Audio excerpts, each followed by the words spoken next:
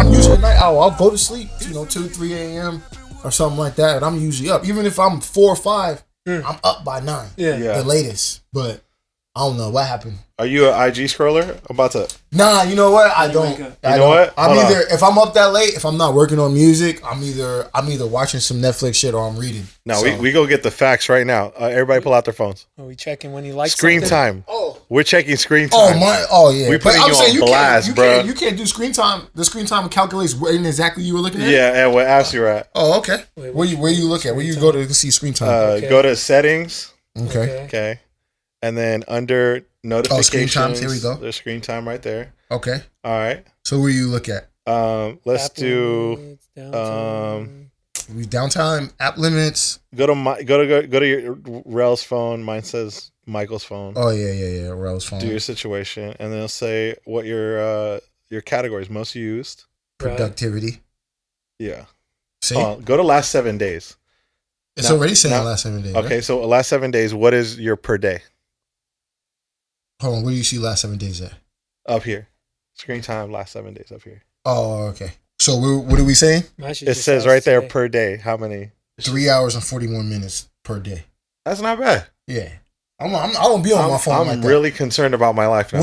Please tell me what yours says. I'm waiting for Joe to figure it out. Per day? Yeah. 6 hours. Yo, all right. 6 hours, 34 minutes. Please, I need to hear Mickey's now. I'm at 8 hours and 32 minutes a day. We gotta get together. Oh boy, you be on your phone. Hold on. You know what? Go to most used. I'm glad you said that. We're not done with the analysis. Most used. Most used is. Oh yeah, Instagram. 1 hour 10 minutes. For the week? That's gotta be today. Daily average 2 hours. No, go back and then look at your 7 days. 7 days? Yeah. 14 hours. Okay. 11. 14 hours, 29 minutes. Damn, I got a problem. 11. 26 hours and 25 No, minutes. you know how I justify this? Like, I do research on Instagram. Yeah, but I'm saying like we for all bookings. I mean, absolutely. I just do more research than you do. I don't like follow girls All I know like is that. this. Whoa, All I what know are you is trying to this say? is if there's Well, ever a moment, I'm justifying for myself. Like, this is why I do. This is why I'm on it so if there's long. ever a moment I text Mickey and he don't text me back, I'm like, yo, I know you on your phone, bro. Right, Like, yo, right. you ain't got Hey, no if you don't time. get a Mickey's sick- quick if with you the get text a- back with me. hey. I don't know about you, but Nah, he is. I'm just saying, if there's ever a I'm moment. Nah, he definitely Y'all is. on my I've never list, but experienced whoever's that. listening, I don't text back. I mean, my fault. Hey, man, you know what I'm saying? But hey, I'm 19% down from last week, so Hey, that's you know what's what up. I'm saying? I'm As long as 11%. we're progressing in life, man. there's some progress. I'm happening here. 11%. Yeah, and I have a time limit, a daily time limit set on Facebook, 30 minutes. That's like, hey, get it done. Yeah. I really don't like Facebook anyway. Okay. Yeah. Don't really use it, but 30 minutes. Don't get caught in the bullshit. Mm-hmm. And then on Instagram, I do have a 3-hour daily limit. Clearly, I ignore that some days.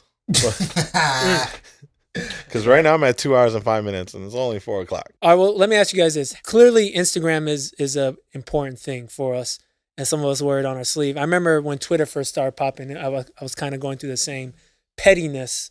And I'm gonna tell you right now, I can be petty on Instagram. Oh, My we followers, know. We can know. be petty, right? We know. If you ain't following me, like, this is the way I see it. I'm here for business, right? My Instagram is here for is for business, not so much for personal. If I wasn't DJing, if Probably wouldn't I have were, Instagram. I wouldn't have any social media. I'd exactly. just be living in the forest. I agree with you 100%. Whatever. The way I see Instagram is it's a business. All right. If I'm connecting with a DJ or a situation and I follow you, I would expect to follow back. Or if you say, hey, let's follow each other, like let's stay in touch. Okay, cool. And that's usually how it works. Yeah. The only time, and I see that you unfollow me, probably because you got a bot. So in DJ's defense or whoever in their defense, their bots probably bounced you off. Cool. Unfollow. You get notified when people unfollow you? I have an app that tells me when people unfollow. Oh, you're that Why? petty. Well, because I want to know who's unfollowing me Wow. and who's following me. Why? Because I don't want to be following someone that's not giving that same energy back. Okay? Wow. Okay. We're here to grow. I We're want to learning grow about with you. you. Go ahead. No, I hear what's what your you're saying. opinion? Now, if that conversation is premeditated with you and an individual, whether it's a DJ or whoever you're networking with at the time, and you're like, hey, what's your Instagram? Let's, you know what I'm saying? If that conversation is premeditated, then obviously you would, if I follow you, I would expect that follow back. Right. You know what I'm saying? But I'm saying just off of GP, if someone told you, if I told you like, yo, this DJ is dope or whatever, and they don't know who you are, you happen just to follow them because you happen to become a new fan or anything like that, you expect to follow back? I think I mean, a tough answer. I think it depends on the situation. I feel like if I meet you, if we're in person and we connect, I meet you, I'll probably follow you back. Okay, if I see like you're grinding it out and all that, I'll probably follow. And if I don't follow you back, chances are I didn't see the follow, because I'll look through on that app. I'll look through who followed me, and I'll be like, oh shit, I didn't know he was following me, and I'll go and follow him or her or whatever. Okay, but again, going back to my point, I want to support you and give you likes and comments and do whatever it is to help you grow, and you should give that in return.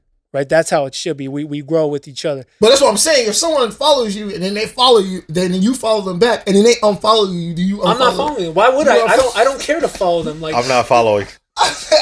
It just sounds like he's in a relationship with all his followers. Because they had that app, right? And no, that's the thing. It's the way I see it. It's a business. It's not it's a business relationship. Well, no. What do you got to say about it? Let's hear what you got to say. Quiet. I just spent 2 minutes liking all of Rell's photos. I haven't liked. trying to help his engagement out. Oh man! But I mean, you're right. So I don't mean to cut you off. No, go ahead. You're right. You know what I'm saying? And this is, in my particular scenario, it's a downfall for me because I can give a shit about Instagram. Like, and I don't interact with people that I do care about or people I don't care about. You know what I mean? In general, like, I don't interact with people on Instagram as often as I should.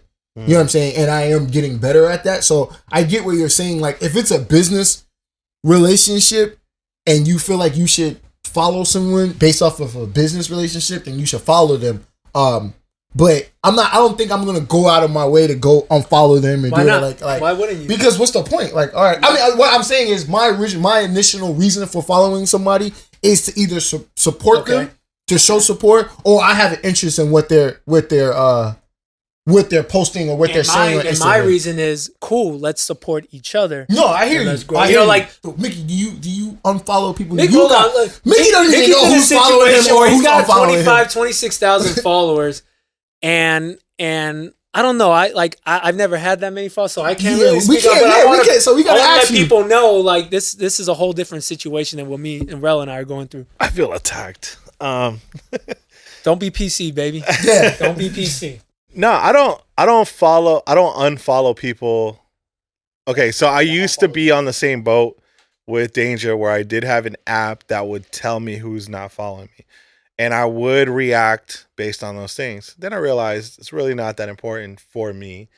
And I let it go because it was taking time and it was taking too much overthinking of the situation. Like, if we work together, we work together. If we don't, we don't. I think what's most important with me was, I don't know, I stopped caring kind of about, like, if I follow them and they don't follow me back, especially if, like, I knew them on a one-on-one basis. Now, what I've learned to do in that situation is I honestly mute everybody. I mute damn near a lot of people that I for sure 50% of the people I follow, I have muted. Why do you mute them? To not see their content. So why not just unfollow them? I don't mute anybody. Yeah, if I don't want to see your shit, I just unfollow you. Yeah, because of that level, that it sparks a level of pettiness. Some people you're gonna work with, some people you're friends with. Like, realistically, wait.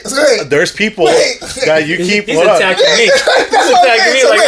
You mute people, so you're like, listen, I don't want to unfollow them because I don't want them to think.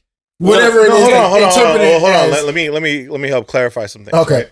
So, first of all, I'm a single man, right? And I go out, and there's girls I follow that are acquaintances, people I'd like to invite out to come to my events. Not necessarily somebody who I'm trying to go out with or sleep with or anything like absolutely. That. No interest in that level. But I gotta keep, the balance of who I bring to the shows or whatever the events. Real quick. Let me finish. I want to understand something. Because I've never done this. When you mute someone, they can still see your post? Yeah. Yeah. You just can't see theirs.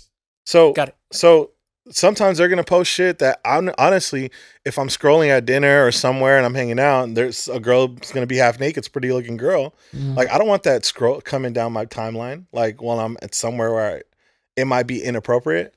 Worldstar for sure does that, Yeah. unwantedly.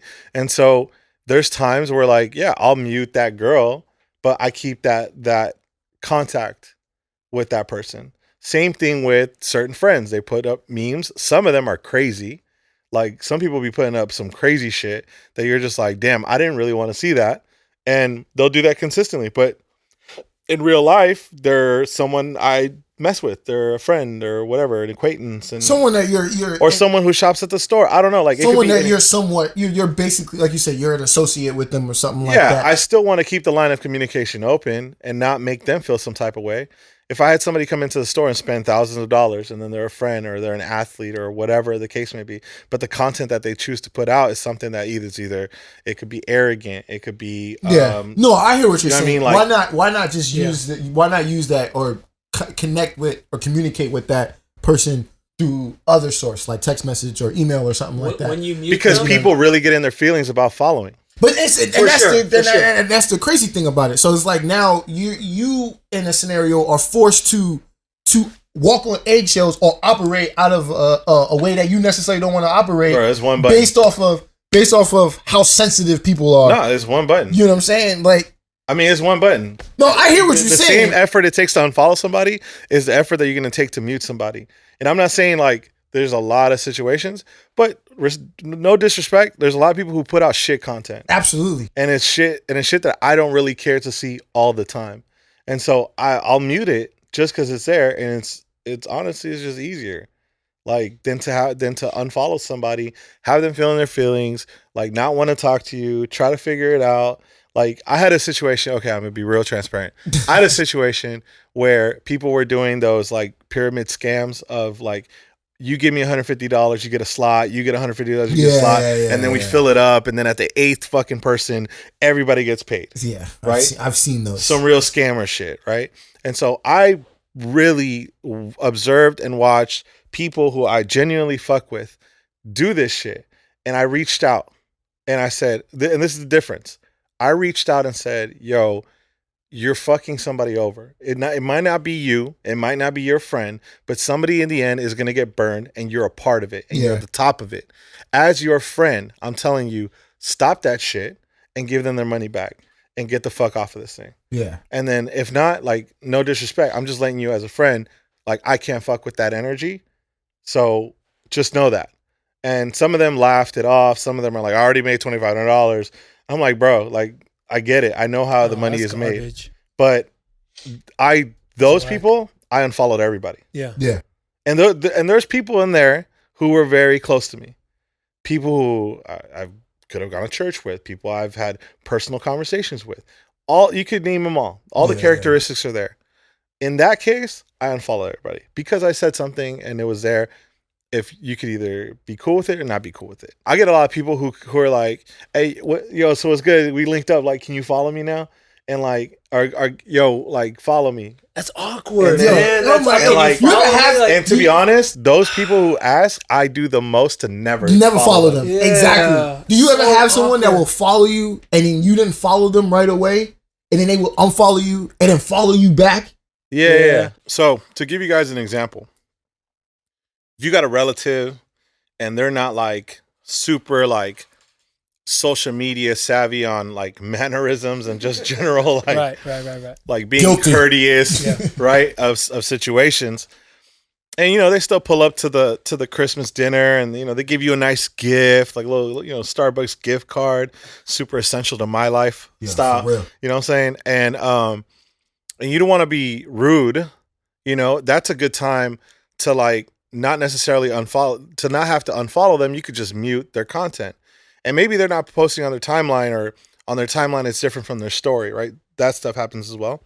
You don't have to mute both. You can actually select to mute just stories and just timeline. Mm-hmm. So it's up to you what you want to see. I think I get in a space sometimes where I just want to absorb positive energy. Absolutely. You know what I mean? So I'll go and mute some of the media outlets that'll start rumors or say whatever, or, again, Worldstar or Hood Funny Vids will go and post this random porn star at 10 p.m. out of nowhere. And you're just like, oh God, why is this here? Yeah. And so you know, in that situation, I think it's beneficial to be able to use that tool. I see what you're saying. I see what you're saying. You know, I get that. I understand that. Mm-hmm. But And no, but it's just, you know, I haven't come across that type of situation where I got family members mm-hmm. or people I'm really close to who are posting way out shit. So yeah, that's something I will consider doing. But in the meantime, no, I'm kidding. no, but yeah, you know, you handle things your way. You handle things your way, handle things my way. Yeah. I just think, I don't know. I guess this is probably me reading too much into it. Like, if you go to the points of muting someone as opposed to unfollowing them, does it come off as being inauthentic? You know what I'm saying? Like, yeah. You know what I'm saying? Because it's almost like, okay, I want you to assume that I'm following you, right? But I got you mute. I have no interest in all the shit you're seeing. You know what I'm saying? This is who you are, and I have no interest in what you got going on. But I want to show that I still support because you still think that I follow you, or I mean, technically I do follow you. Just to play devil's advocate, that's life. Like, there's people out there you just don't fuck with what they believe in or what they're saying. Absolutely, but you're cool with them. Yeah. See, I have no problem being in the same space with someone I just unfollow. Like, I don't think it needs to be that. Like, it's just Instagram. I didn't cut you out of my life. Yeah, that's my theory. And we ended up, you know, in the same room together. Like, it's just Instagram. I'd lie to you if I said that going into somebody's profile and they're like, yeah, like, let's link up, whatever. Like, are you going to take the first step or not? Right?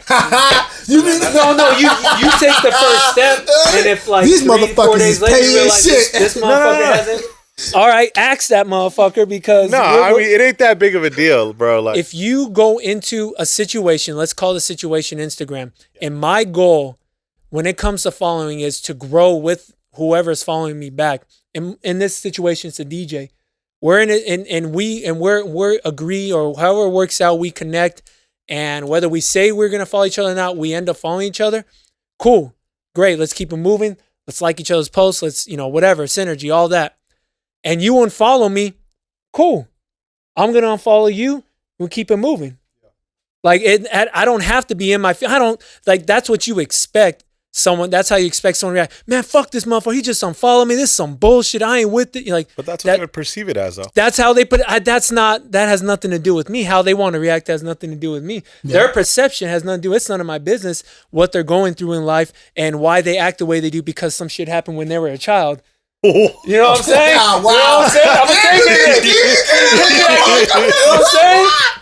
Oh man. Anyway, look, this Instagram shit is petty and it's a long conversation, but I want to stay on this wave of pettiness. Oh god. And get into some agency talk. And pettiness and agencies. I think the DJs aren't the petty ones here. I think it's the agencies that are the petty. I agree with petty individuals. So let me just give you my background for those that don't know. I've been with 3 agencies. What's the name of the first one? Mood Swing, who's not around anymore. But shout out to Ricky, who I still fuck with. He's got his own situation with Cream Group, and we still talk on different levels. And I didn't like how that situation ended. I didn't like how they were doing me. Again, had nothing to do with Ricky. It was just the agents that were handling me. Yep. And then I got with Sleeping Giant, who I bounced after 10 months because I wasn't feeling what was going on over there. Mm-hmm. And then I got with White Label, which was, and we parted ways about 1.5 years ago, and I didn't like what was going on there. How long were you with them? I was with Sleeping Giant for like 1 year and 4 months. And, but end of the day. You said Sleeping Giant was 10 months. I'm sorry, White Label. Thank you. I was with White Label for about a year and 4 months. All right. Cool. But end of the day, and I'm going to kick it off with this. I signed up for this shit. Yeah. I signed the contract, the dotted line to have this situation, to have this deal. Yeah. And I'm going to say that the traditional 20% of all your bookings is the biggest BS in the world from agencies. Regardless if it's gigs that they gotten you or you got on your own. So here's the thing, and I'm in a pilot, we did mention an agency that does this, and I won't mention them because I don't want to put their business out there, but there are a couple agencies that will only take 20% of what they bring you. Yeah. Which okay? is shit, how which is amazing because let's do some simple math. Yeah. Okay. Let's say you make 1,000 a week off one booking. Mm-hmm. You make 1,000 a week. 4 weeks, that's 4,000, right? Yep. Okay. They take 20% of 4,000. What's 20%? 800. Yeah. 800 math, Mike. Mike math says 800. All right. Math. So that's 3,200 out of your pocket. Let's say they didn't get you any of those bookings. That's 32. 800 That's out the 800 out of your pocket. 800. Yeah, 800 Yeah. out of my pocket. Yeah. Sorry. Yeah. 800 out of my pocket to the agency. Right. Let's say they didn't get you any of those bookings. That's still 800 out of your pocket. Okay, we live in an era, 2019, where the DJ is hustling his ass off. Yep. The DJs on the agencies have to hustle their ass off. Yeah. If you take all the DJs in the country, there might be 1-2% that don't need to lift a finger and the bookings come through the agencies Yeah. and they get booked. And there's a few of them that aren't a part of the agencies and the bookings just come. Mm-hmm. I still have to go out and get my bookings. I still have Okay. to go out and get my bookings. All right. And I'm not a part of any agencies right now. So I think it's the biggest crock of shit when an agency's taking 20% of what you've been hustling. Now, here's the thing Preach, where brother. DJs Preach. fuck up. This is where we fuck up going to an agency. We want to be a part of something. It's our dream to be a part of an agency. We see guys getting booked. Like, man, that could be me. It's like being That part could of a be game. me. That could be me getting booked. I could be doing that spot. I can be a part of this little family situation they have over there. That's what they sell you on. They don't even need to sell you. That's just what you see. And then you think, okay, this is what they can get me. Yeah, I'm down. You can take 20% of what I want because I see you got Vegas on lock. Yeah. You got Atlantic City on lock. You got guys in Chicago and whatnot. So you want to play the game, okay? But if they're not getting you bookings, then why are you a part of the situation? Exactly. You know, why are you putting yourself in that position? The agencies have the ball in their court going into any conversation with the new DJ. Yeah. And they know they are rotating DJs in and out every year because the DJ they pick up a year or so from now will say, this ain't working out for me. And the agency will say, okay, cool. Thanks for your money. We're going to keep it moving and get the next guy. Yeah. I'm not even going to say like the next, like, no disrespect. I'm not going to say like the next sucker or anything like that. Yeah. But they're going to look for the next guy because they have to fill the void. When left, Mm-hmm. they need to fill the void. No disrespect to those guys that got picked up on. Obviously, they're doing something right. They're killing their scene. They're killing their bookings. Mm-hmm. So it's an honor to be a part of such a big agency. So yeah, they're gonna do that in hopes the agency provides. Yeah. But if the agency doesn't provide, you got to understand your role from jump. We just lost a lot of money losing. So we're hoping to make some of that off of you and 10 other guys. Yeah. Okay. So you got to understand what you're getting into. Again, I knew what I was getting into when one of the agency was taking 20% of all my Red Food bookings. Yeah. And the math after that was of like $10,000 after a year Yeah. or 16 months, Yeah. whatever. So you got to understand what you're getting into when you get into these agencies. On the flip side, I'm going to let y'all get involved. Go ahead and jump in when you're ready. But on the flip side, you have to have your shit together. Absolutely. Okay, so let me take it back to Mood Swing because there's a lot of guys that are just joining agency for the first time.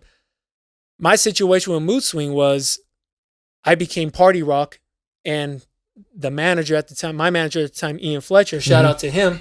He said, I'm going to put you on Party Rock and put you on Mood Swing. Cool. Just like that, it worked out. Yep.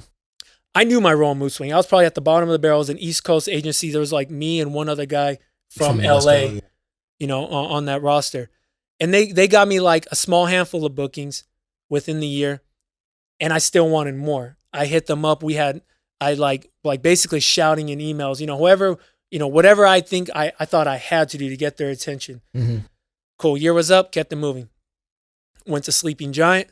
I didn't like the fact that they were taking a cut from what I had, and what I had wasn't much. Yeah. I wasn't doing anything with food, and they're taking a cut of everything I had, and it did not make sense to me. Mm-hmm. So I said, all right, I'm done here. 10 months later, I go to White Label. The guy running White Label, he has like 8 DJs. I'm thinking, okay, this might work because you have 8 DJs. You don't have 20, 30 DJs on your roster. Yeah. Right. Okay. So I'm going to roll with this. And just because he's kicking this label off and I want him to feel inspired, I'm going to give him a cut of Red Food's shows. And Red Food and I were doing a lot at that time. So you chose to give him a cut. I chose to give him that He didn't cut. ask you for one. No, he asked me, said, look, this is the only way it's going to work. And he had his reasons. And I bit my tongue. I'm like, fuck, man. Even though because you've been in that situation and prior, you've been in that same scenario in prior situations. Sleeping Giant didn't take a cut from Red Food's bookings, which really wasn't like there was 2 bookings do that whole 10 months. Got you. But I said, you know what? I'm going to play this game and I want him to feel inspired to get bookings, you know, just to like keep it moving and whatever. And I had my reasons to justify it. Mm-hmm. He had his reasons to move forward with me. So I said, all right, let's do that. The amount of bookings I got on one hand, I mean, I can't even count. Like, I can. Like there was like from him that had nothing to do with my connections, like 3 or 4. Okay. And at the end of the day, like I'm not trying to shit on anyone here. At the end of the day, this is what happened and this is what happens. And I'm just really trying to educate the DJs before they join something. I want them to know what they're really getting into. Okay. Now let's take it back to having my shit together with Sleeping Giant. In their defense, I didn't have my shit together the way I should. But they didn't tell you didn't have your shit together, right? Well, they didn't tell me until later on. And the way I see it is, if you think I'm good enough to be a part of your roster, if you think you can pitch me for, because I have the LMFAO brand, the Party Rock brand, Red Food, LA DJ, whatever it is, if you're going to put me on, then I must be good enough. Yeah. I must be doing something right. And you feel confident. Or you're trying to take my money. Yeah. I'm not accusing them of that, but there's different ways of looking at it. Okay. So I would talk to the agent every week. I'm like, yo, why aren't we getting anything? First of all, I gave you my whole list. And again, I do my own thing. Mm-hmm.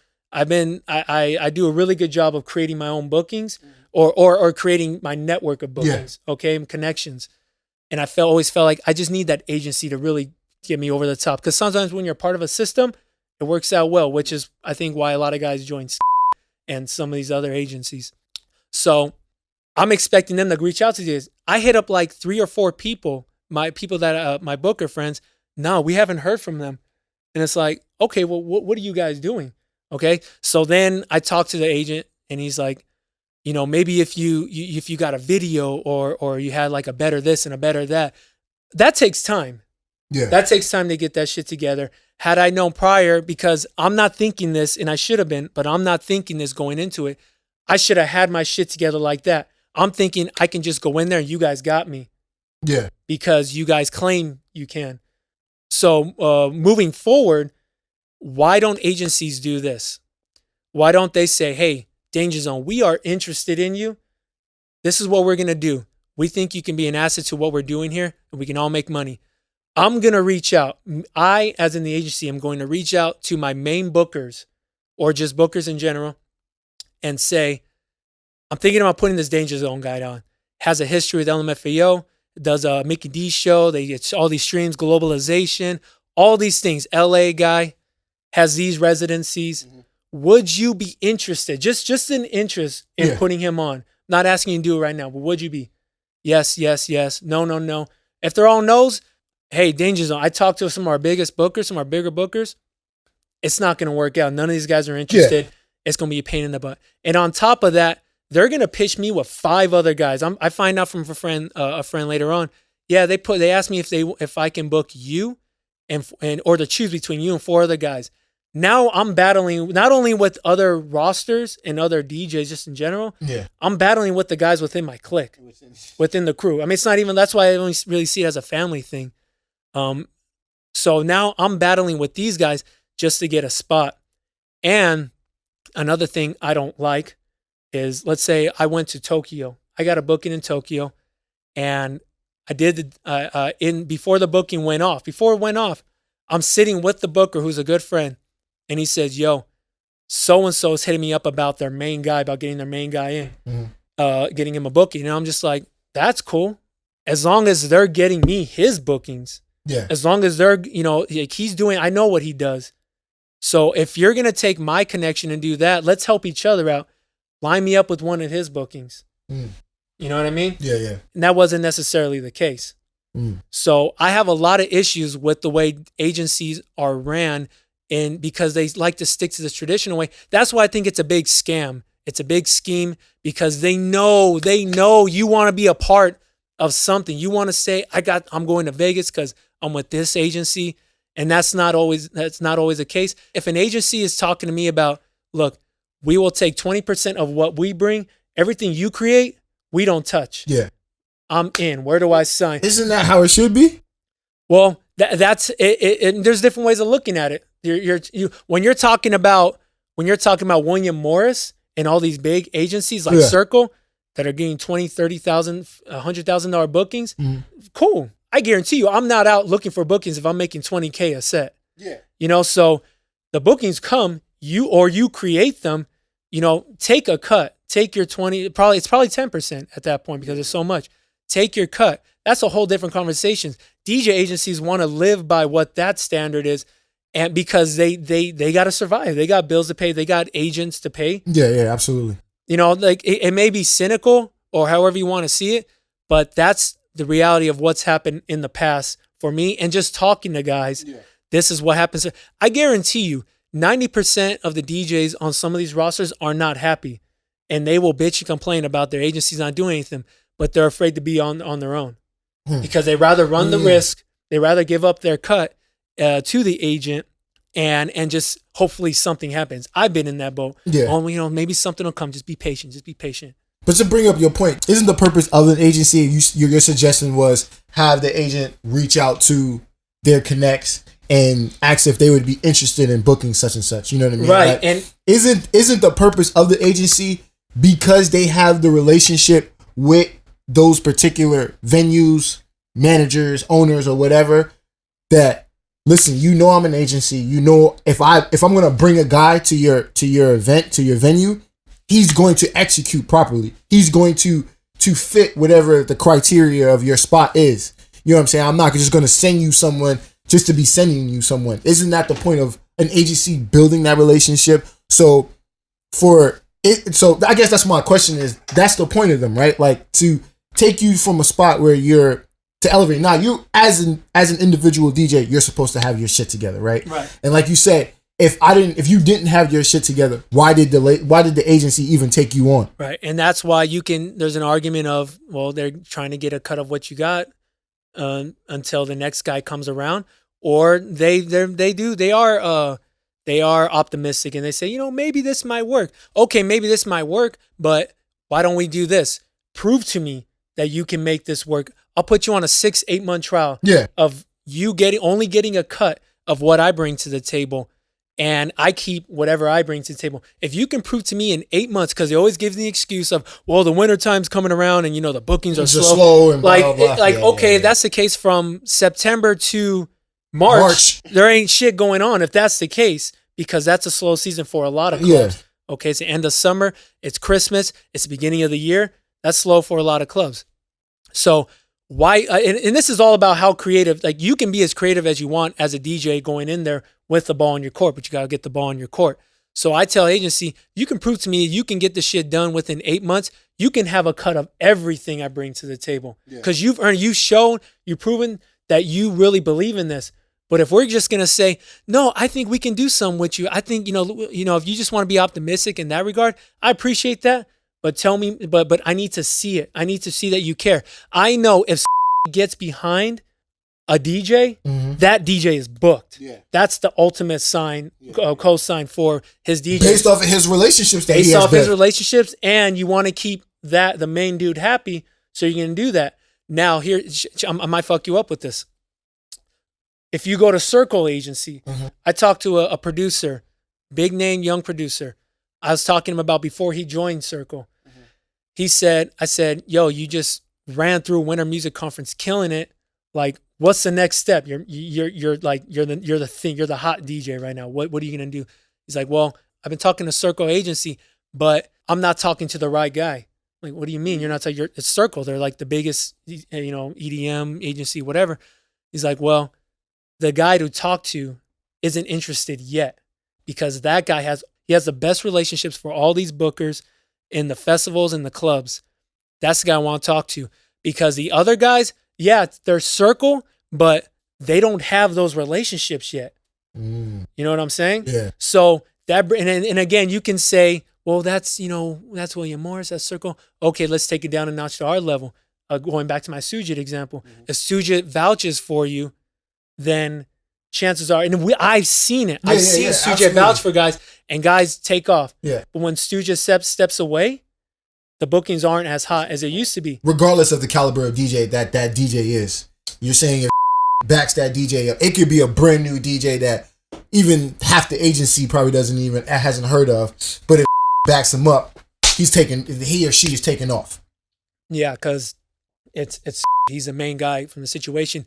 There's a couple other DJs on, a handful of DJs on that had this one agent handling their bookings. Yeah. And everyone knew this agent. Everyone knew how dope she was, how she was connected. And she got these guys. They also do their thing on social media wise and skill wise, but everyone wanted to be under her because she had the connections. So that's how significant it is to have the right person, even within the agency, representing you. So, Miki, any thoughts? Anything that you've seen? I heard a real small violin playing when you were talking. Because of all the complaining and whining. It's not complaining if you're. But look, like, I definitely let you say what you had to say. Now let me give you a little perspective, okay? So definitely, we've had this conversation multiple times, and I think part of it has to do with the timing, not only with the agency, but the timing within your skill set, your branding, what you've put together. And I say this respectfully because we're all friends. Your brand and your skill set and the content and your original tracks have all come together more in the last 6 months than they have probably your whole career. Fact. Okay. And the real shift in your brand was when you joined Party Rock. And so, again, you covered that. Mood Swing had that to use in parlay, right? But they only used you as a sprinkles versus the actual plate, right, or the dessert, if you will. Right. But and I also understood. Which you my made role. very clear that's where I wanted your more, role but was. I knew where I was. Right. So going into Sleeping Giant, it was your first time you left kind of the coop, the Party Rock coop, and you had to do things on your own, and maybe they just didn't see your vision. And I think that's where the misconception comes because, and I'm not here to defend either or as a right decision. I think ultimately, if you are busy enough at a certain level, it makes sense to have management because as a DJ, with all due respect, I'm sure 80% of DJs, and I'm going to go ahead and say that's a safe bet, do absolutely fucking nothing during the day. They literally just live to put their sets together sometime around dinner and then go do their sets on the weekends. And that's about it. But what are you doing from all right, if you get home at 3-4 o'clock in the morning, even if you got a full 8 hours of sleep, you're up by noon. What are you doing from noon till 10 p.m. when you got to be at the club? So I think that really comes down to ambition and goals and things you want to accomplish from there. So all I'm saying is, and this comes from also at one point, I had a hand and ownership and vision for a management group myself. And I don't really recall how we structured it. I definitely understand that taking a percentage of what you provide is the best way to approach it in regards to what's fair. But I also think that at the end of the day, it's a business. And if you expect somebody to really go all out on you and your team and the people around, they have to, number one, be doing it full time. You can't have somebody who's doing it part time, because at that point, there's some other income that's affecting their livelihood that will change between them still being at the apartment they're renting or not, or making a car payment on time or not. And so when the livelihood is in a factor in their job, if I took you on as a manager and that was my full-time job, I gotta get you gigs. There's no other fucking choice. Yeah. Now, if it's just a side hustle, well, it's I got Danger One. He should be good. Yeah. You know what I mean? Versus it's just two different perspectives. And I think some people and a lot of people in this industry in general are going to have different hustles. It's not going to be their only hustle. Yeah. And, and we have to just take a step back and look that there is a difference between a booking agent and a manager. A manager's here to execute a vision and what you bring to them to say, all right, how can I raise my brand? How can I bring awareness of my brand?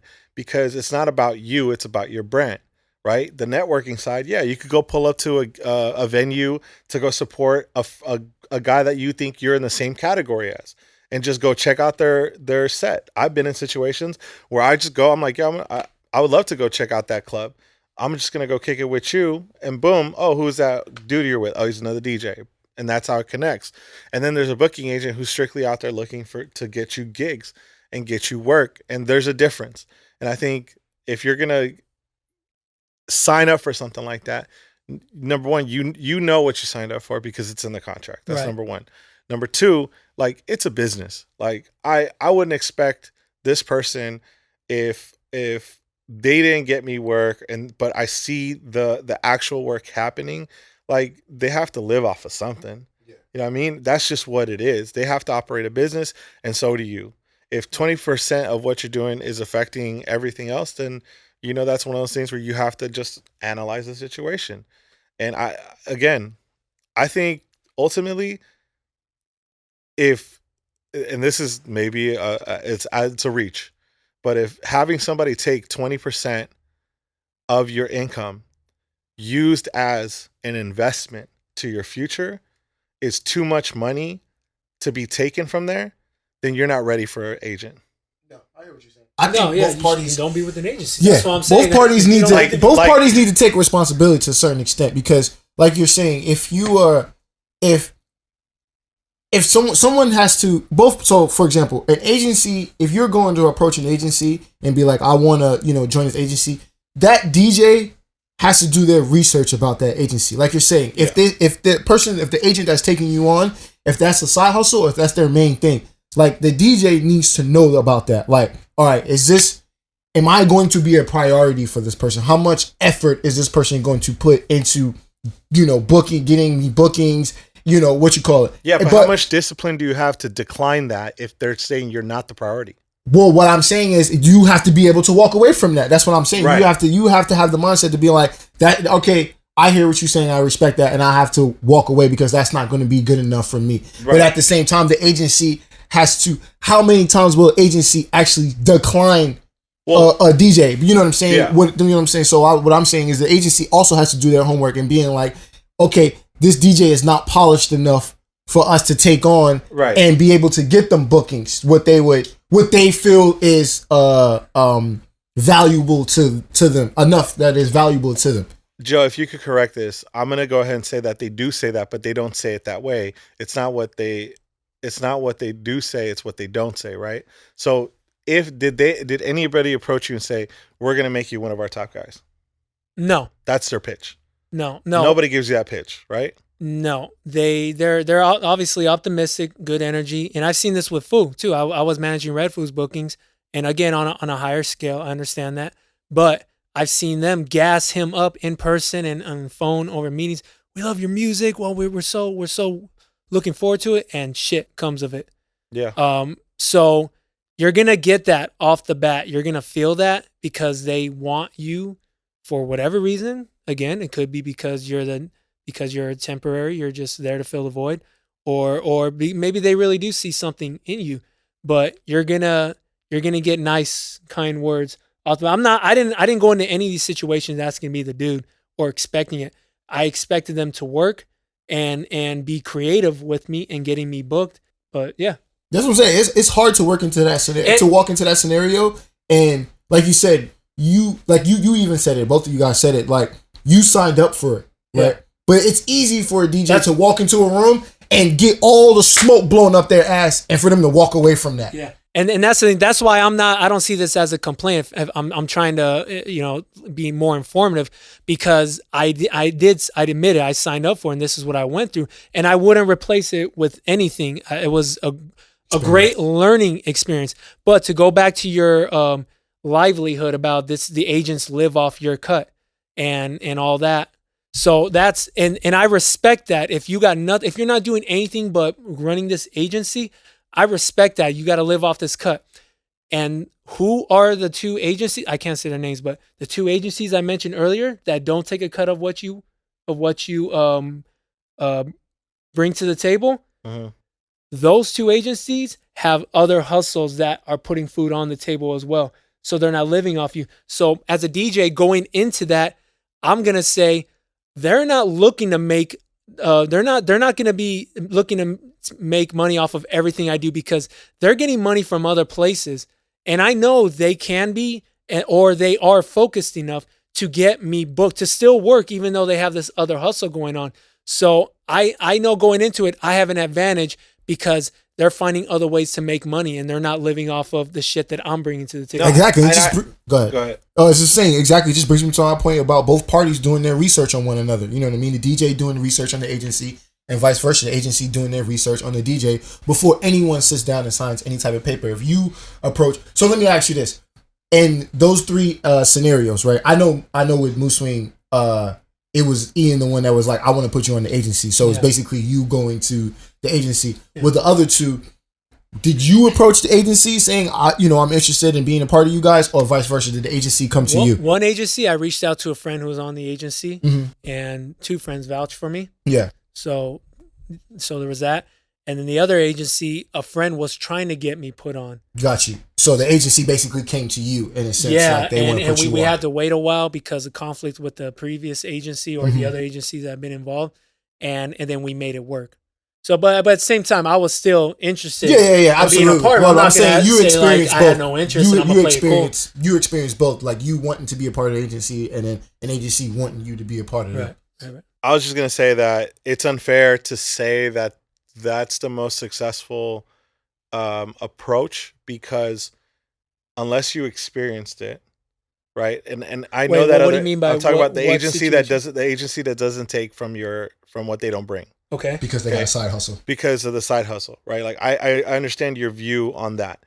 I would counter and say that you can't really say that because number one, you haven't worked with them, and number two, and I respect them and I have a lot of love for them as well. For sure. And they would be a group that I would even consider working with, if you will. But you can't say that because you don't know the effort that comes with someone who does have a side hustle, is what I'm saying. It's a different kind of effort. Regardless of what's going on, if you're producing or you're DJing or you're running a store, it's all different kinds of energy. Yeah. And unless that person is trained to withhold or slot time a week, towards that energy or wanting to put you on, because it's not like that roster is small either. You know what I mean? So it's not like they're looking to just bring someone in. So it's one of those things where it's like you can make the point like, okay, do you want somebody who does this as a side thing, or do you want somebody that does this as a full-time thing? And I think ultimately, it just really depends on your goals, because the other kind of untouched topic about this whole conversation is the goal isn't to just get you more gigs like nationally. It's to be able to get you in a door that you wouldn't be able to get yourself into yourself. No, that's an incredible point. And I'm talking to someone involved with an agency now who wants me to be on the agency. And I told them after they hear this conversation. What's that? I said not after they hear this conversation. But I told them this is what I want. And like I have the Grand in Boston. I have Tao Group Vegas. I have about to have MikiWAR. I'm about to do my first show with them. And Shrine. Shrine. I have these situations. I don't like, and I'm going to keep doing those things. But if I join any agency, there's no point in me joining if you're not going to help me grow. If you don't see the value in helping me grow, and if you don't see me as an opportunity to do something bigger for yourself, for the agency and myself, then this doesn't make any sense. But that comes with the meeting and a discussion of what that means to you, because a Joe Schmo, no, not talking about you, but someone could be their version of that is more gigs. Right. Sure. To me, it wouldn't be about more gigs. Right. It'd be about the value and the quality of gigs. Of the gigs, exactly. It wouldn't be about... Well, here's the thing. If this agency that I'm talking to now, if I know they have all these spots on lock, I can think to myself, what makes sense to me is if I join them and they have some big spots on lock, I can grow. I can run that risk. Again, it's always a roll of the dice when you get involved with these agencies. Yep. But I can shoot and see and roll the dice and see if they'll satisfy what I'm looking for. Because again, to your point, I don't, you want to grow if you're, or, chances are you want to grow. You don't want to just do regular gigs. You want to do bigger gigs or gigs you haven't touched yet. Mm-hmm. So it's a roll of the dice working with these people, but it might be worth. Look, ultimately, I'm trying to work less, get paid more. Sorry. Yeah. That's what it is. Talk to him. So I don't care to be working 3 times a week, get paid $500 a gig. Sorry. Yeah. That's not my goal. Yeah. Like, I'm trying to get paid whatever I got to get paid. But you're also in a unique situation where you don't rely on the money for your 100%. Yeah, that's what I'm saying. And that could be somebody else's goal, though. Somebody else's goal could be like it's depend. But I think anybody's goal is to work less, get paid more. Pay more, yeah. You know what I mean? You want that quality gig.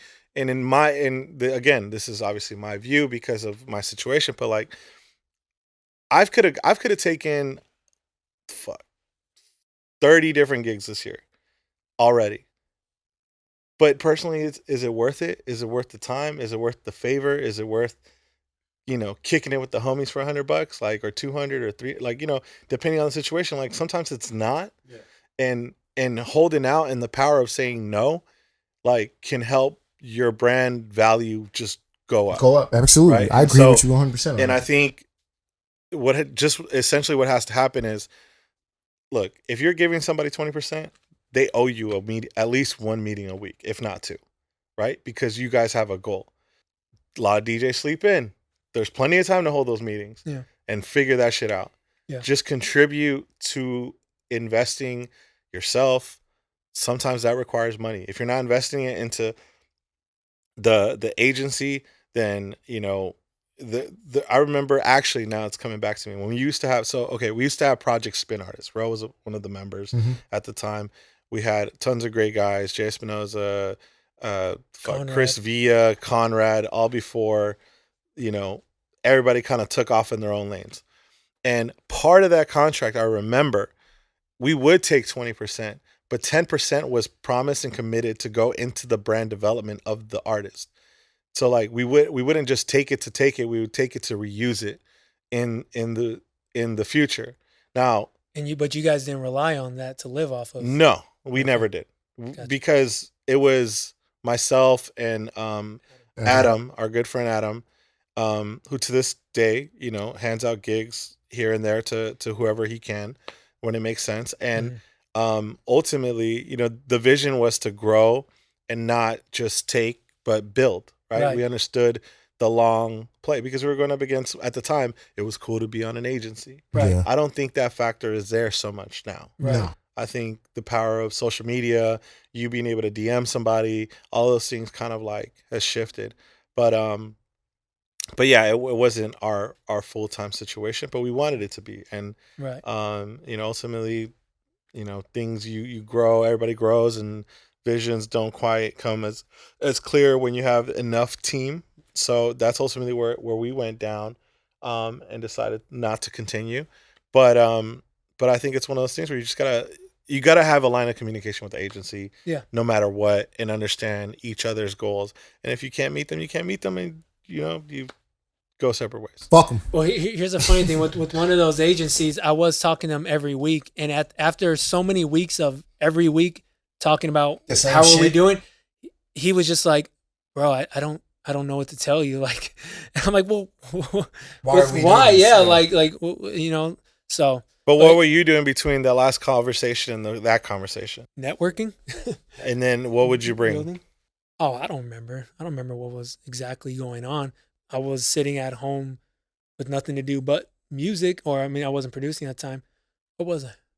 No, I don't think I was producing at the time. You wouldn't do shit. No, but I was doing whatever I had to do, research and whatnot. Like, But no, like again, we a part of this. A big reason of this podcast is to be informative and to school and educate as much as we can and give you an unfiltered opinion about it. I think this talk with agencies. Hopefully it helps. I think it will help a lot of DJs going into it. I've had this talk with a few friends who wanted to get on a roster, and I wasn't trying to I wasn't trying to kill their dreams, but I also I also wanted to inform them. Yeah. And they thought, you know what, I'm good on you just expressed your experience. I'm good because, I mean, honestly, get yourself a homie paying $50 to take a call for you and then set everything else up. Exactly. Like, you just really need a point of contact. Like these days, like, yeah, you're doing a great job as an independent. You're independent. Like I am actually working with your old manager, Ian Fletcher, who's been helping me out, but he's helping me out with, the different goals, right? And those are a little different than the things that I have within my reach that, it's like, there's still people who I can text or call and be like, hey, I have a birthday coming up, or hey, I have an anniversary for the store coming up, or when I want to do something cool, like, I do have that access. But to get to the other things that I would like to do, I felt like Ian is a great fit for that, and to introduce those doors to my brand.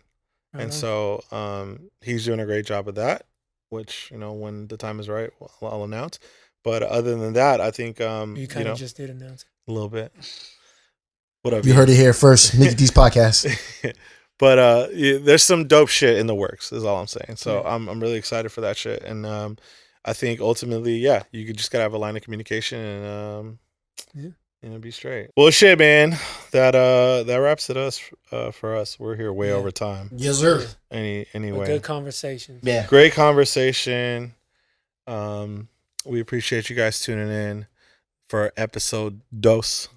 Episode 2, and we'll catch up with you guys on the next one. Yes, sir. Who's she? You mute her? No.